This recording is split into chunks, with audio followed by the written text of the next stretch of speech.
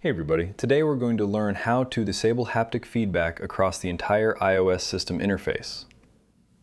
First, open the Settings app. Scroll down and tap directly on Sounds and Haptics. Scroll all the way down and locate System Haptics. Tap directly on the toggle switch right next to System Haptics to turn it completely off. This rule instantly commands the operating system framework to stop firing the internal Taptic engine whenever you interact with native pickers, sliders, and interface controls.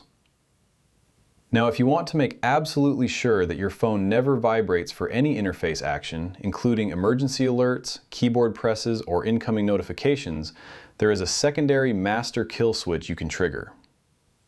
Navigate back out to the main settings dashboard, scroll down, and tap on Accessibility. Inside, look under the Physical and Motor section block and tap on Touch. Scroll down to find the configuration row labeled Vibration.